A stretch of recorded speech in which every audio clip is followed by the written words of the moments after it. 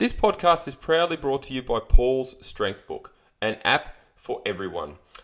For less than $2 a day, you can have full access to weight training programs, nutrition, recipes, macro calculators, video library, and you can also track all of your metrics including weight, measurements, strength, and performance. Search for Paul's Strength Book in all good app stores now.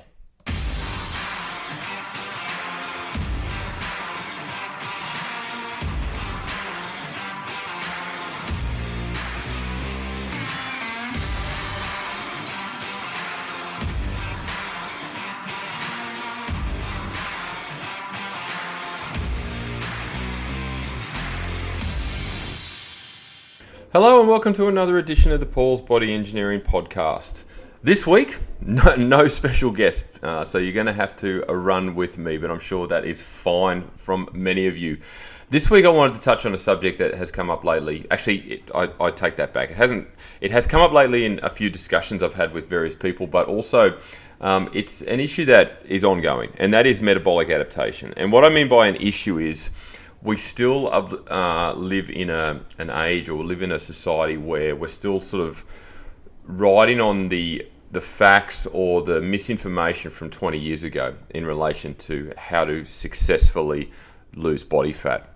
And metabolic adaptation is obviously something that's, I would say, relatively new. You know, last 5 to 10 years, it's sort of been conclusively proven that it is a thing. It is effective. It does work.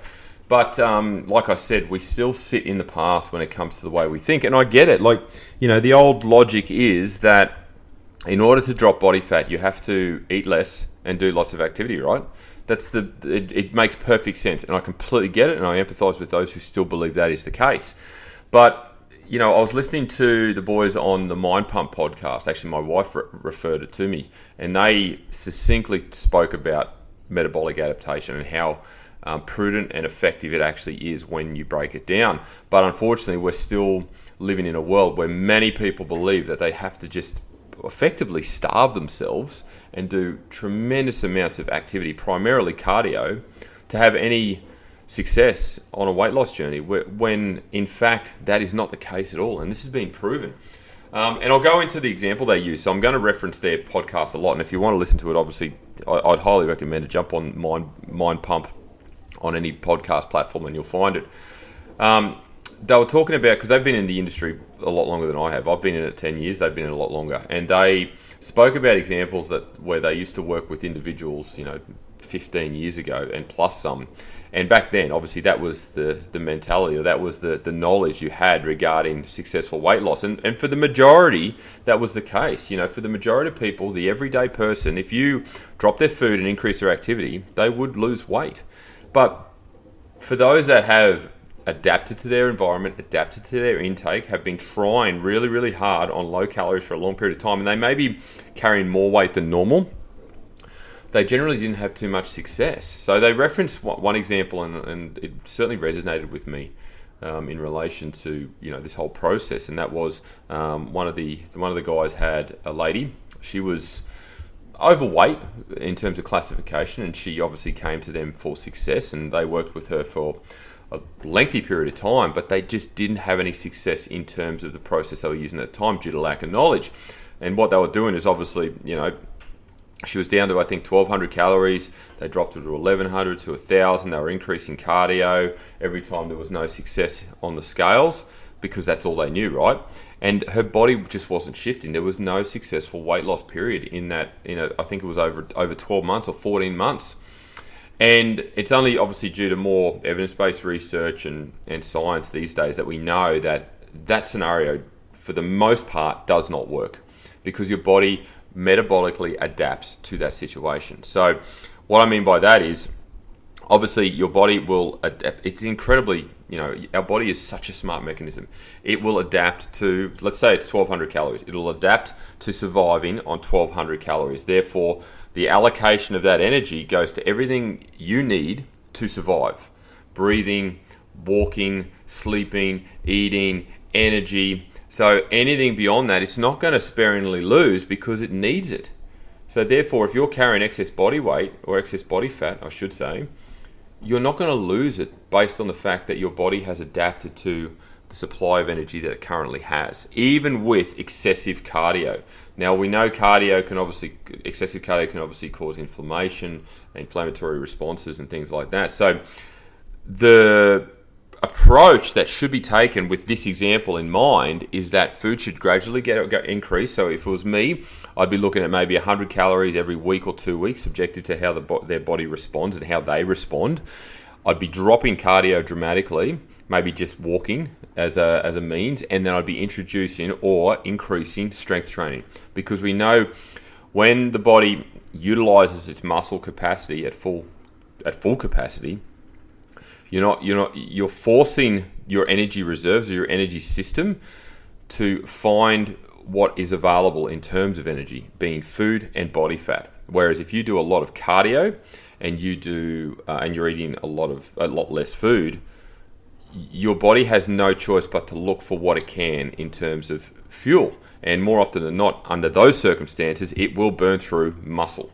There's no two ways about it. So it's really important, if we want to achieve body recomposition, which is obviously, the ultimate goal, whereby you remain lean, you have good muscle mass, your body fat percentage is down, and you're really, really strong and healthy. You need to be strength training, and you need to obviously be eating more food. It's as simple as that. So in that circumstance, just sort of touching on that, under my management of that situation, I'd probably look over the course of several weeks, if not several months, get that individual up to say 1,600, 1,700, 1,800 calories over time with a controlled reverse diet, and implementing really strategic strength training. And I would be very confident in them losing weight. But again, it would take time. And that's the other thing too. We are still in a very impatient society. We're in a need it now culture where we want results quickly. We want to lose a lot amount of weight in a very short space of time, because we're not prepared to wait. We're not prepared to do the hard yards. We're not prepared to put in the time. And if you've got 20 kilos to lose, chances are you're not going to lose that in a week. Okay, actually, it's nearly impossible to lose it in a week. You're not going to lose it in 3 months. It's probably going to take you 6, 7, 8, 9 to 12 months of hard work and consistency to drop that weight comfortably and sustainably. And that's the key word, sustainably. If you try and lose it in a very aggressive manner, in a very short space of time, not only are you putting tremendous pressure on your organs, your heart, your hormones are going to take a beating as well and potentially become irregular. And if you're a heavy set person, there's the heightened chance that you're going to end up with loose skin as well, which is no one wants to deal with, right? So if you do it in a controlled manner, under the parameters of strength training, slow reverse, week to week touch points and things like that, you're going to have a lot more success. There's no two ways about it. But metabolic adaptation isn't just for weight loss. It's also an effective tool for strength development and muscle development as well. Now, I'm going to use one of my clients, Dom, who I'm actually doing a seminar for anyone that's local at Easy Fit Health Club on the 7th of next month, 7th of February at 6 p.m. If you're keen, grab a ticket, because it's a free event, because I'll be talking about this plus plenty of other stuff around nutrition. And this is something that I'm really passionate about. Now, using my client Dom, he started with me as a client in July last year. So it's been about 6 months, give or take. At that point in time, obviously, I only knew the history he sort of conveyed to me after doing a bit of a consult. And his starting calories were about 2,300, rounding up. 2,300 calories. He was training 5 days a week. He had a sedentary job. He's young, but his ambition and his primary goal was to put on muscle. Okay, he wanted to get bigger, which most young males do. So, right, no problem. So we need to eat. But we don't want to obviously start at a ridiculously high amount of calories, because we can just turn that into body fat, because the body can't process it immediately. It's not designed to do that. It's adapted to whatever he was doing at the time, which wasn't sitting on 4,000 calories or whatever. It was probably just through his own intuitive eating. So we started him on 2,300, and over the course of 6 months, we've slowly but surely increased his calories, and he's now on 3,700. Now, that's a 1,000 calorie increase in 6 months. And the benefit of that, and look, he has put on 4 kilos of mass in that time, some of which will be muscle, the majority of it will be body fat, but you wouldn't know. Looking at him, you wouldn't even be able to tell because it was done in such a slow, controlled manner over a lengthy period of time. The body fat has been dispersed across his body evenly. It hasn't been, you haven't just blown out in your stomach or your backside or your legs or where typically you go to when you obviously put on significant amount of weight really, really quickly. It's been dispersed evenly. But the benefits of this process for him has been that he is the strongest he's ever been. He's lifting more than he ever has. So his muscle development is at an optimal level. He is in the sweet spot when it comes to increasing his mass from a lean tissue perspective. And he's also in a really strong position because we've spoken about potentially doing a mini cut in the next couple of months. So a mini cut is obviously a short dieting period whereby we'll target reduction in body fat while maintaining the tissue he's got and just tidy his physique up a little bit more. And because his calorie intake at this point is so high, we're in a really strong position to have a heightened range to drop his calories down and then reverse back out again. So he's in a fantastic position. He really is. And that's another form of metabolic adaptation. He has taken 6 months to get his food nice and high. He's now in a really strong position in terms of what the next step is. But he's also given his body an optimal opportunity to grow, which was his goal, right? So you can see how it benefits multiple situations. Now, the third example I'm going to give, which I have done a podcast specifically on this topic before, is dieting into a holiday. And I was literally talking to a client about this the other day because they asked me, you should never aggressively diet into a holiday. Everyone wants to look good on a holiday, particularly if it's a beach holiday or an island holiday, you're going to Bali, whatever. You want to look sharp, okay? I get it. I totally get it, and that's cool. You want to look good in your photos. Maybe you're going over as a single. You want to impress people, whatever. But if you diet aggressively into a holiday for, say, 6 weeks, 2 months, 3 months, whatever the case may be, your body is going to adapt to that calorie intake. So you then jump on the plane, you head over to wherever you're going, and what do we do when we're on a holiday, particularly a beach one? We drink cocktails, okay? We eat lots of food, particularly buffets, because the majority of beach holidays have a buffet for breakfast. We pig out to a degree, lack of a better term, and our activity levels decline significantly. So if you're dieting aggressively, say, we'll say you're a male, you've dieted down to, say, 1,600 calories, okay, you're training 5 days a week, you're doing steps, you're doing a little bit of cardio. That is your process leading into the holiday. As soon as you get on the beach, cardio drops down to just general walking around the place. No more strength training or very little, and even if you do, it's mediocre at best. Your calorie intake goes up significantly through obviously food and alcohol, and you're away for what's typical time frame, a week. Chances are you're going to put on a significant amount of weight and primarily body fat because your body is not designed and hasn't adapted to a higher level of calorie intake. Therefore, it's still sitting on the 1,600. It thinks that's the normal range that you should be providing it to survive. So the excess calories, which could be in excess of 3,000 or 4,000 per day, they've got to go somewhere. So straight away they go to storage. They go to body fat. So you can potentially come back 5 to 10 kilos heavier in those circumstances. And then there's not a silver lining here because the harder part of this is once you get back and you return to obviously heightened level of training, you want to obviously drop this holiday weight, obviously the common term we use. Your body's still adapted to that lower calorie intake because your intake while you're away on holidays was really inconsistent. One day it could have been 4,000, one day it could have been 3, one day it could have been 2.5, who knows? So your body hasn't had an opportunity to metabolically adapt to the increased intake. So now you're trying to chase your tail. You're trying to lose weight on a lower calorie input while you're carrying excess weight. You're getting frustrated, doing more activity, you're going to diet even harder, and chances are you might drop 1 or 2 kilos in those circumstances just due to water weight.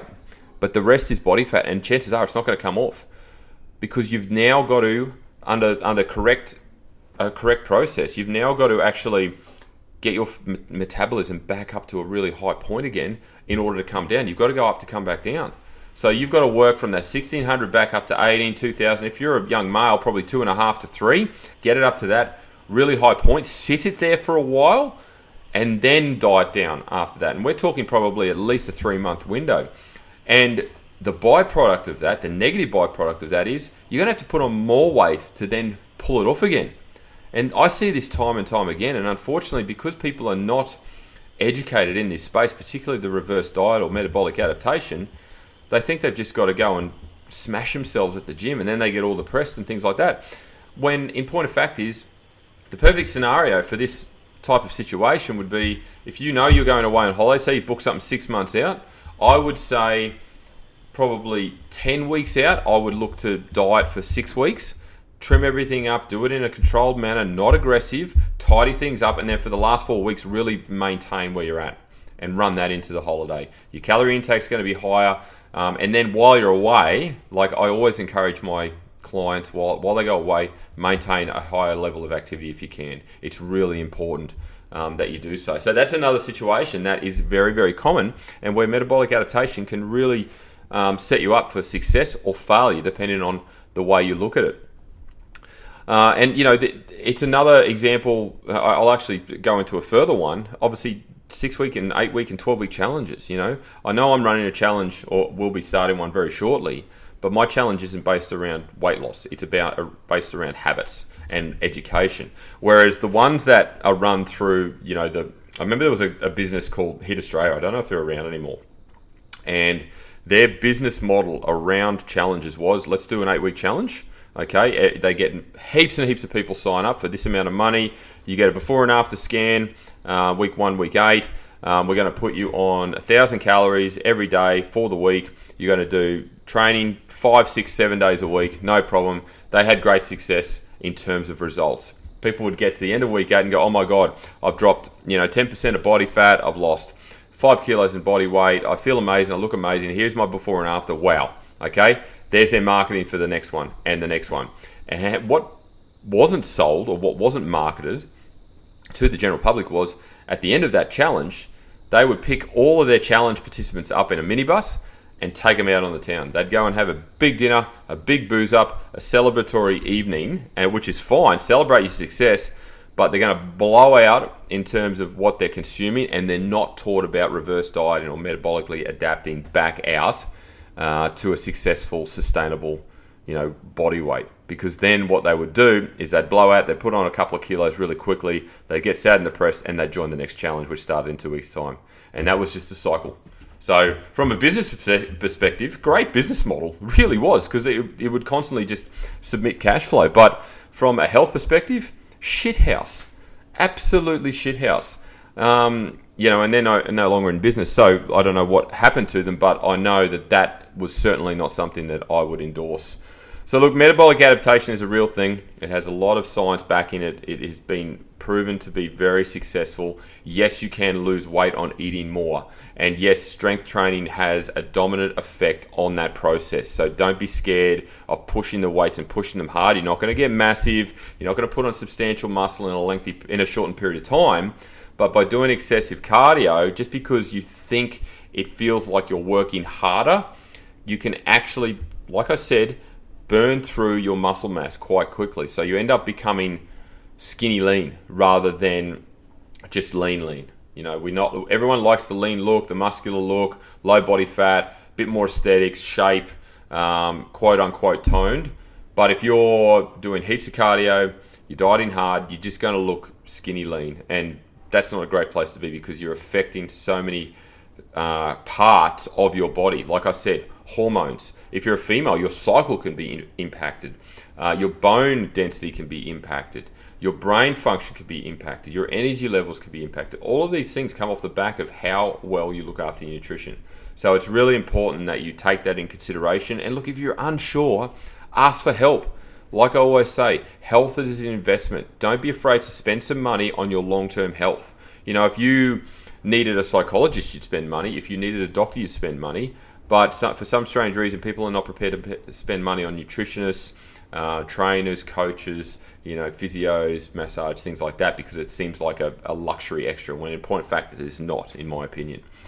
So that's metabolic adaptation in a nutshell. I'm sure that makes a lot of sense to a lot of people. But again, if you're unsure, by all means, DM me, send me an email, ask me more questions. I'm more than happy to answer them. Of course, if you've enjoyed this podcast, please screenshot and share it on your stories. Tag people that you believe need to hear this, because a lot of people are not familiar with this process or believe it's sort of, wishy-washy, woo-woo sort of stuff, when in point of fact it's not. It's science. And, that may sort of get them on the right track in terms of their own health and fitness journey. So please screenshot, share it. Tag myself at Paul's Body Engineering. If you're interested in any of my coaching services, please jump on paulsbodyengineering.com.